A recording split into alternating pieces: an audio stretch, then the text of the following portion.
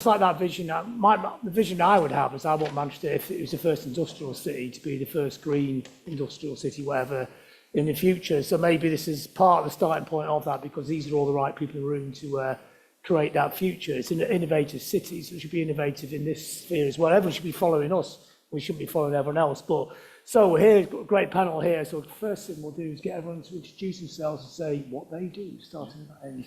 Morning, my name's Dickinson, so I'm the development lead at the Energy Innovation Agency. So we're here to help commercialise energy innovations and get them deployed at scale within Greater Manchester, and working with local businesses to understand their energy challenges.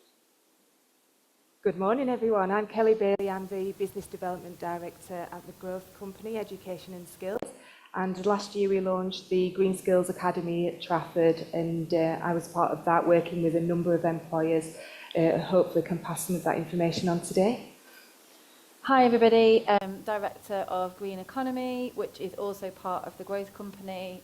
It was set up that way, by the way. We're a Growth Company panel. We're all connected to the same organisation, Q, one of our clients.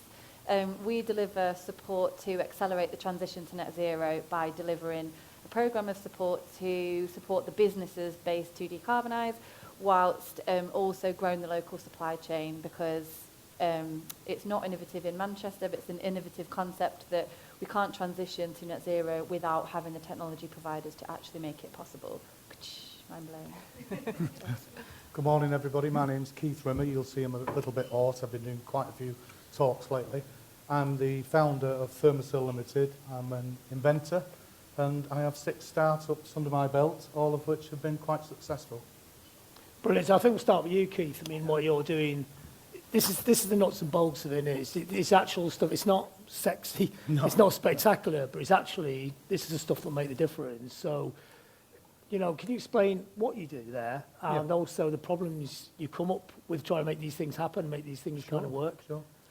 The biggest thing is when you're an inventor is finding a problem. When you see a problem, you want to solve the problem.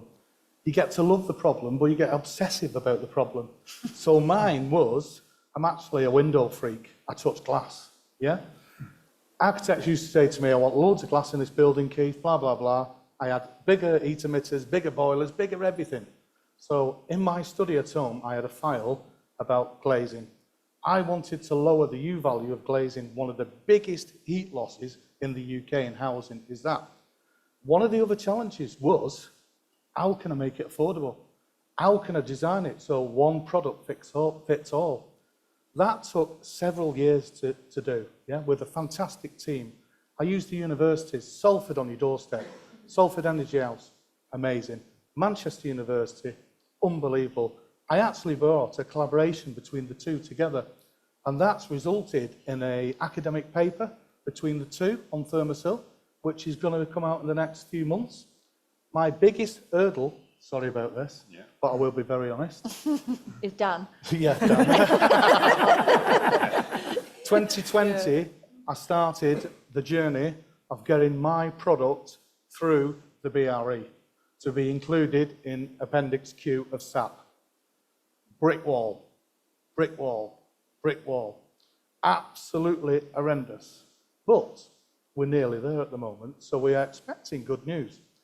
The good news will go into mine and our trust fund, which is called the Thermocill Trust.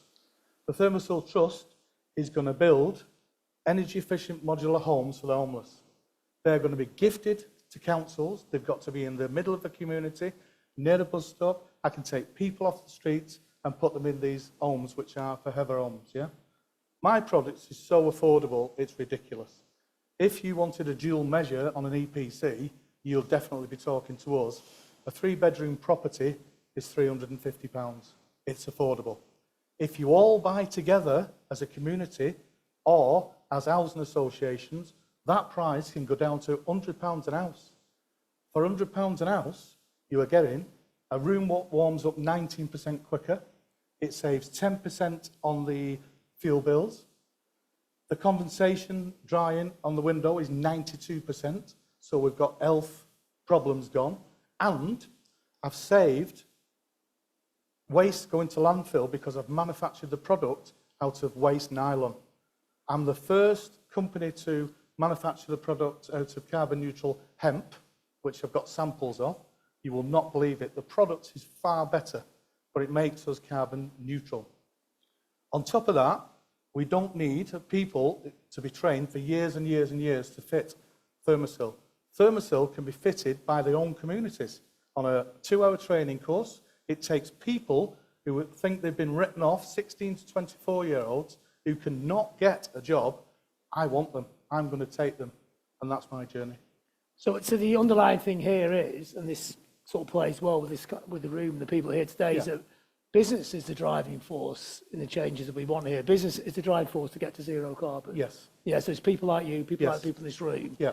So for the people in this room, what would you say, what was, from your own perspective, that somebody's been involved in this a long time, what are the barriers and what are the pros and cons? Yeah. You've got to be passionate. You can't give up. You'll hit the brick wall. I love having the negatives on the journey because when people give me a negative, I research it, look into it, and I can answer the negative. I'll get round the negative. You don't need 3 million quid to start a business. You need you. You need you and the will to do something. I know that I will make a change. Every 4 windows that I put my window board on will save 150 kilograms of CO2e. If you think about that, 100,000 domestic properties is the same as Sherwood Forest. Think about it. It's baffling. People say, what's carbon? How big is it? What do you do with it? Trees are fantastic, love them, but they take 20 years to mature, as you know. Yeah, I'm losing my voice again. But please get in touch with us. The Trust also looks at innovators and people who've got ideas. Our Trust will pay and take your ideas from an idea to patent protection all the way through. We've just done one guy who's invented a jig for doors. It takes less time to fit doors. It's about to go in B&Q. We have not taken a penny off the guy, but the stipulation is it will be manufactured in the UK. If he moves out of the UK with that product, we will slap him. Yeah? We need wealth in communities. Yeah. I agree with that. I think Policy right there. Yeah. it's terrible the way we give all our stuff away. And Crazy. I like this idea of working together. That's a really good thing as well. So you're prepared to share your knowledge and even funding. Yeah. With innovative people. Yeah. Working together as important. But I detected a little bit of tension going on there. You It's nearly not because we had a jumped chat off the about stage. it in the other room, that was it, wasn't it? You're not the wall. No, he's not the wall, but you have to... So what is this wall that he's alluding to? Oh, we just had this We just had the chat in the back. outside, that's what it was. It's how quickly we can get innovative products to the market. So there's it's not deliberate red tape. There's obviously standards put in place to assure quality. And then it's the challenge of we desperately need innovative products to help us tackle this transition to a net zero economy. And we want new innovators and people with that spark and desire to bring products to the market. But Keith's a bit of a unicorn here. I know he doesn't look like one, but you enjoy that challenge and coming up against it. And that challenge, when it's laid out in front of you, you can see how to unpick it. But it's also really demoralising. And we're asking people to bring new products to market. And then the difficulty, and partly why Dan's here and the Innovation Agency was set up, was to work with businesses to break down those barriers and look for loopholes and try and inform policymakers of how we can make it easier to effectively bring products and services to the market that are going to effectively save humanity.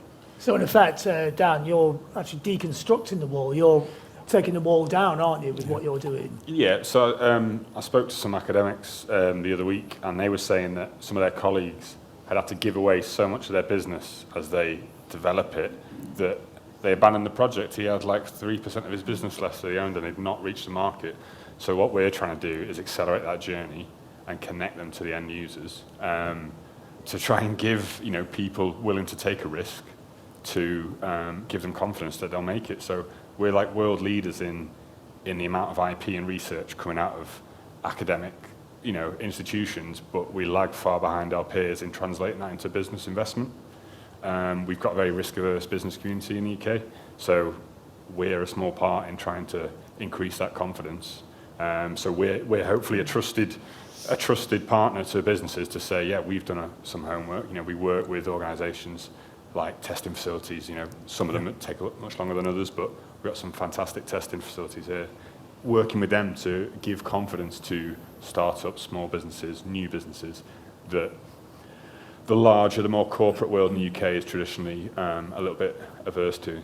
So when you say we lag behind our peers, who's lagging behind the peers and who are these peers? So in Germany, in France, in Japan, their business is, they invest much more in innovation in terms of in terms of their procurement, and we just need to change our approach in the UK. We had a good moment in the room back there about how people assume a big brand is the way to go, but their capacity to deliver that, 9 times out of 10, it'll be a small business at the coalface. That's a government thing then, more than a regional thing.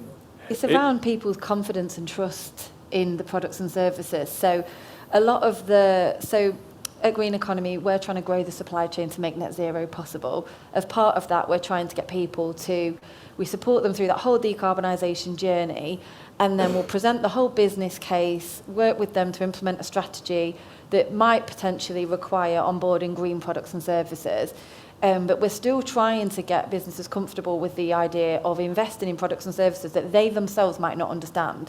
So it's human nature. People don't like buying stuff they don't understand. We're all the same. Yeah.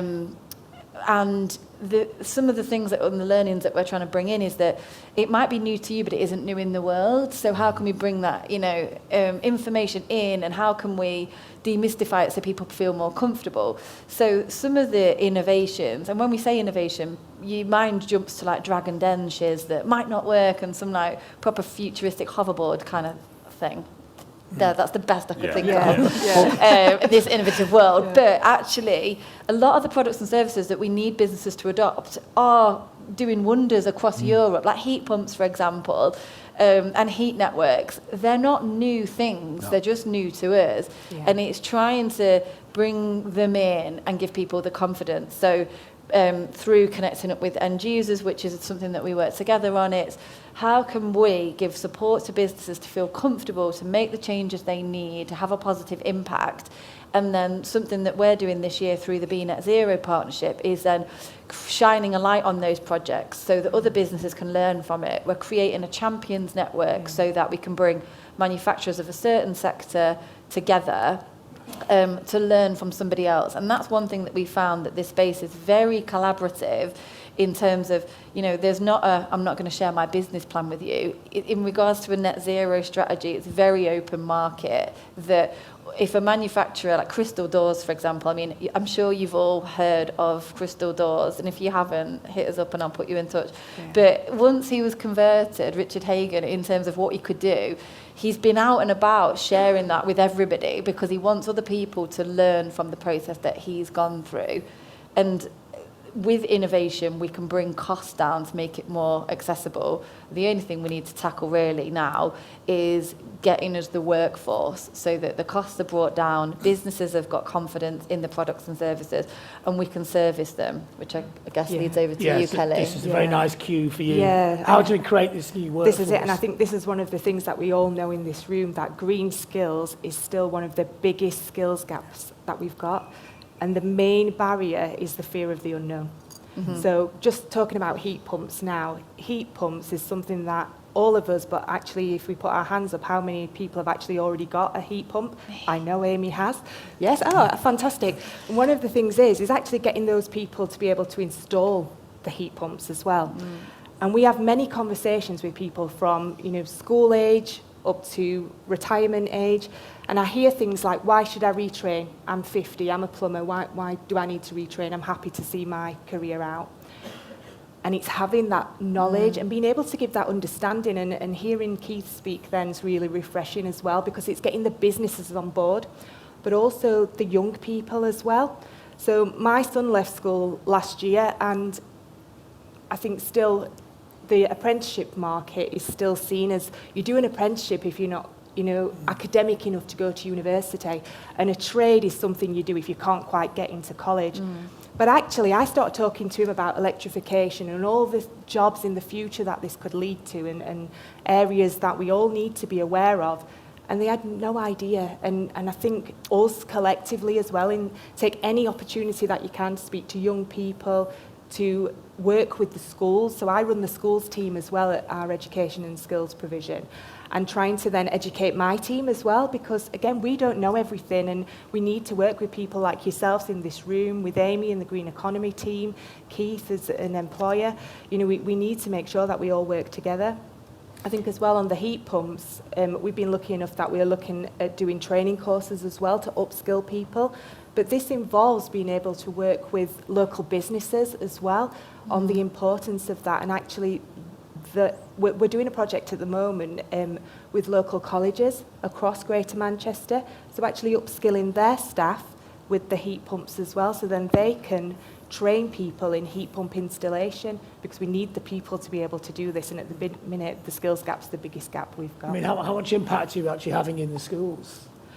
It's hard work still, because they don't understand. They don't know. Sorry, Keith, did Can you I just say jump in? something? I'm sorry. Yeah, of course. Do you want to train to be a heat pump No, installer? no, I already am. I've been dealing with heat pumps for 35 years. Get him. I had Get him. We 2,500 need it, employees, yeah? Yeah. So I know everything about heat pumps. Some of your employees are my ex-engineers. There's and only 29 blah, blah, blah. qualified in Yeah. Manchester. We've got 30.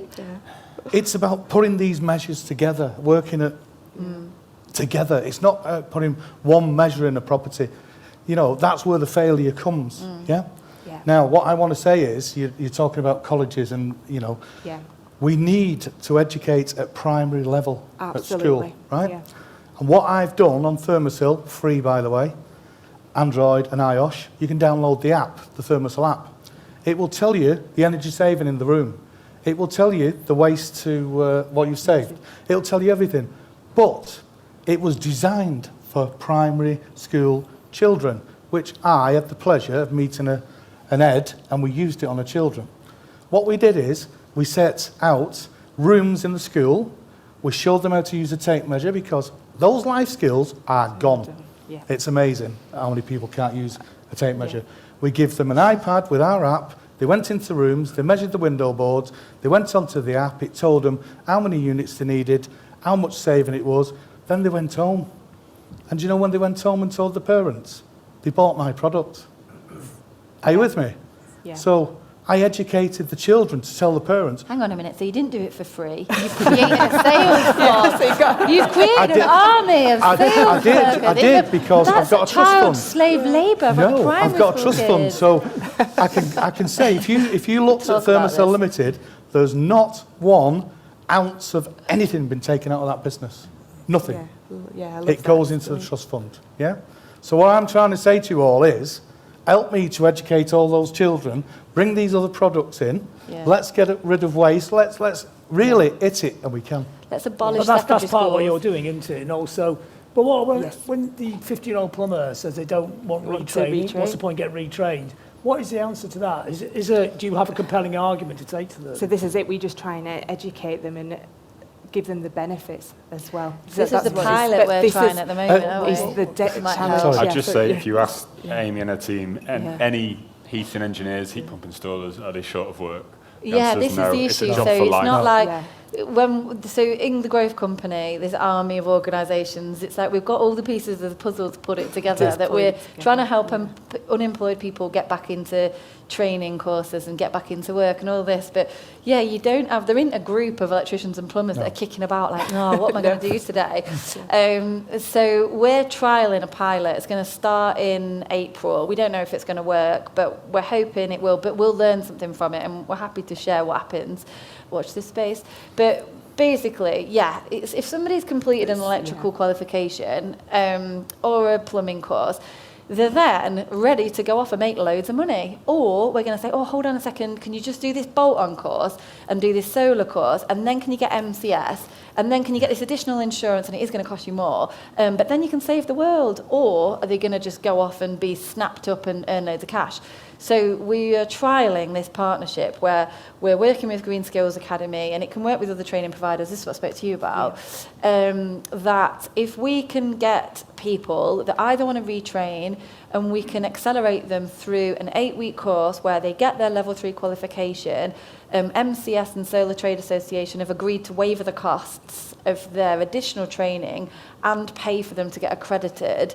if they will just give us 8 weeks, and I'm not saying that like it's an easy thing, because that's 8 weeks of training where they could be earning, so it is effectively, they are still paying effectively. But can we get, we're piloting 2 cohorts of 8, can we get 16 people through this trial?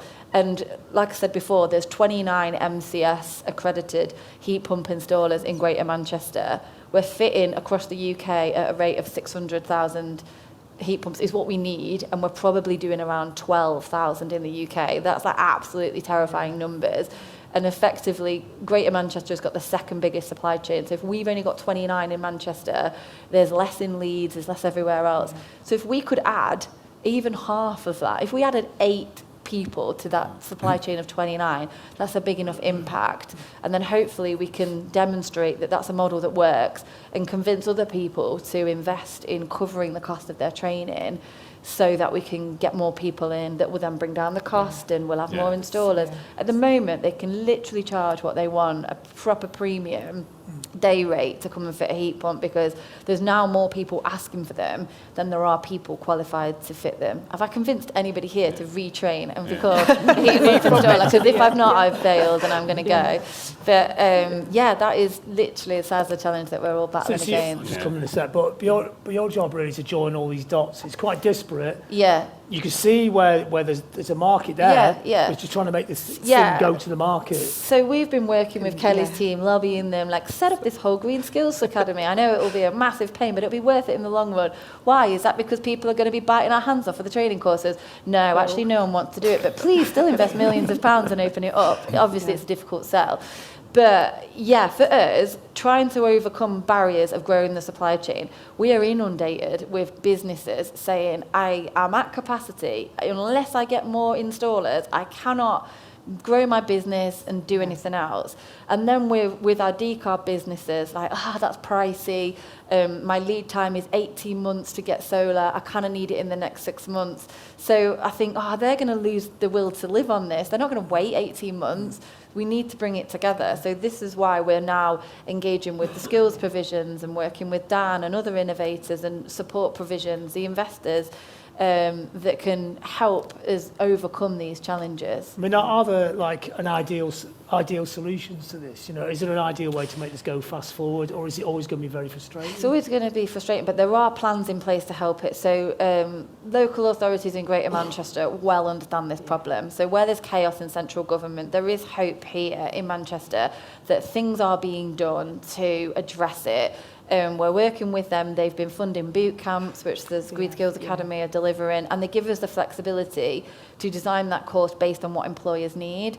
There's still other things, though, that we need to do to make innovation accessible and cheaper for people to do. We need to look at the costs of insurance and things like that, because it's way more. The insurance is way more to be a solar fitter than it is a electrician. Sure. I mean, obviously you drag an expensive kit onto a roof and you could fall off and die. So I hear what they're saying. But all these tiny little things grouped together make big barriers. And also in terms of like workforce availability, like local government could consider workforce visas, so that in the Nordic countries where heat pumps and district heat networks are the norm, can we make it easier to bring in those expertise? Because if we started to flood the market, and that the skills gap wasn't so vast, businesses would have capacity to be more willing to take on apprentices.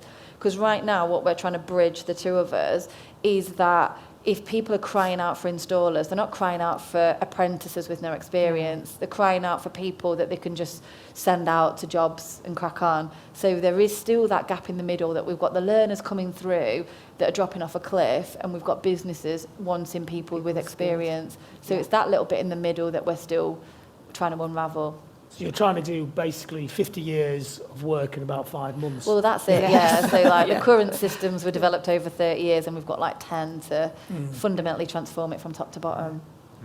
I was just going to say there's sort of real world ramifications for everyone of this skills gap. So I was quoted at least 6 months wait on a heat pump for my house, and I've just moved, so I can wait. But think of all the boilers, gas boilers that are going to break in that next 6 months. and you're not going to wait with no heating on it. You're going to get I a new did. gas. I waited 10 well, months. No heat. Amy will. Yeah. Most people will Most get a people new will. gas boiler, and then you're locked in for another 10, 15 years. Yeah. So the more we can do to accelerate that. I think Yeah. the other That's a challenge massive thing. we face is people tend to make their minds up on a technology when they first come across it. So you see a lot of terrible headlines from the first heat pumps that were maybe installed incorrectly in the UK, and people go, heat pumps aren't for me. Yeah. You just look at what we've done with solar. Roughly in the last decade, solar is half the cost, 25% more efficiency. You know, heat pumps will probably be on a similar journey. And I think it's just reminding people that we're getting there. That incremental innovation will get us to the point where the technology is cheaper. What we need is anything decarbonising needs to be cheaper than oil or gas. It's That's really, the point we need to get it's to. really Cost is a interesting big as well thing. that, and I know we're on to like 3 minutes left of Yeah. our panel, but Yeah. people don't like buying stuff that they don't understand. But it's really bizarre because when I had mine fitted and there was a van outside with heat pump written on the side of it, my God, did the neighbours have something to say about it? Because everyone's brother's cousins heard of one that didn't work and, oh, is your house cold? Lo and behold, no, it isn't. But what I found really interesting was that people didn't want to, they were scared of the fact that they didn't know how it worked. But like, do you know how your microwave works? Not really. Yeah. But you still got one and it's fine, although some people are funny about microwaves. But it's like your fridge freezer, isn't it? Yeah. And then what I found was that if people came in to look at it and I said, oh, it's like a air conditioning unit, but it works the other way. Halfway through me explaining it, they'd go, oh yeah, and then start telling me how it works. But they'd leave like, oh yeah, I know how it works now, I've seen the pipes, But ready every to buy application it. doesn't suit every person. If you No, was to put an that's- heat pump in an 80-year-old person's house, Yeah. they're not going to clean the filters. They're not going to do this. You don't So have to clean the filters these days. We'll Some chat of 'em you after. do. We'll chat after.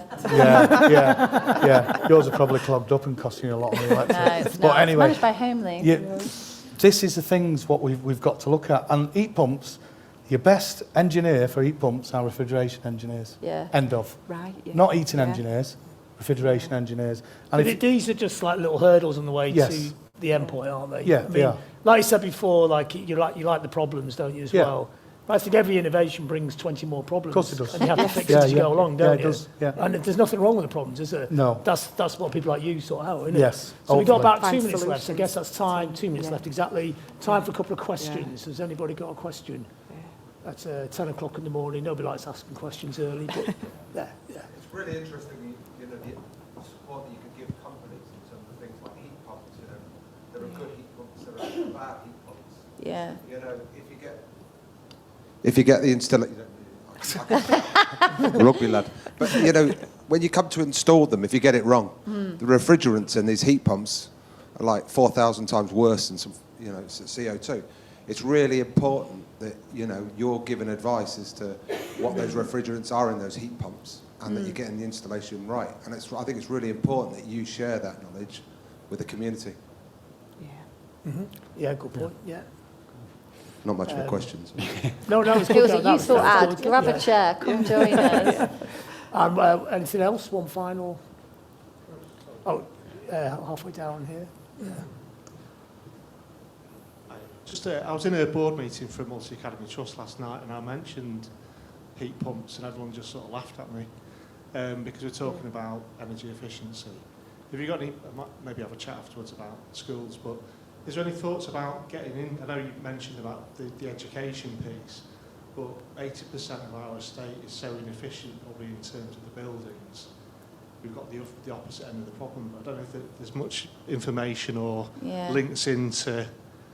Because I guess Yeah, I mean, there's if multiple benefits, isn't there, Yeah. from... There is actually, at the moment, we've got some funding through the Combined Authority around energy efficiency, and there is actually an entry-level course around energy efficiency that just starts to raise awareness. It actually could be a good idea to do that across the staff as well.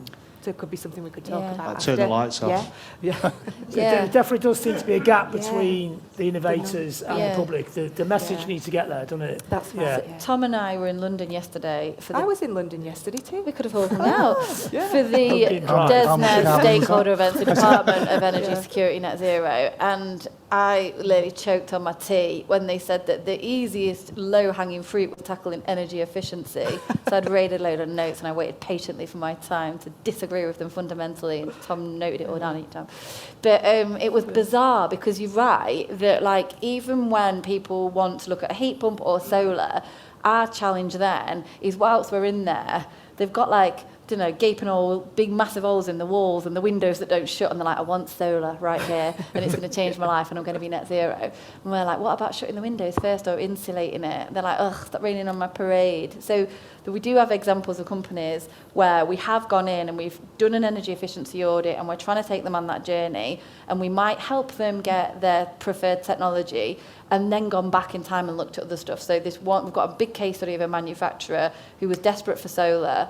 We convinced them, worked with them, supported them, found them a supplier. They put solar on, and then they went back and put in an energy management system. Then they went back and fixed all their compressed air leaks, and then they went back and insulated the building. So on paper, that is not the right order, and that isn't the journey. But they had already mentally decided that that's the way they wanted to go and secured investment for it. And even though we knew that their money would be better spent elsewhere, they needed convincing. There was no way that they were going to start off and insulate the building and pat themselves on the back. But we got them bought into the idea, we helped write them a strategy, and we had to work with them over a period of time so that they saw the light themselves, and then they did go back then. So we started at Be Net Zero with a solar campaign for that reason, that people are now feeling comfortable with that, they're interested, they semi-understand it, and that they get brought in with an idea that they feel comfortable with. And it opens up the door for us to speak about energy recovery, heat recovery systems and things like that, that people are less excited about. And energy efficiency is definitely one of those categories. Yeah, thank you. And we have run out of time. Yeah, Yes. so thanks everybody, thanks to the panel. Yeah, thank Yeah, you. thank you. Thank you, listeners. Thank you. I can't read. Give you a virtual. Thanks a lot. Let's talk about filters. Thanks very much, John. And because you didn't get a chance to plug it, John Robb, as well as being Mancunian idol, musician, journalist, is also heavily involved in the Green Britain Academy, which I urge you all to check out.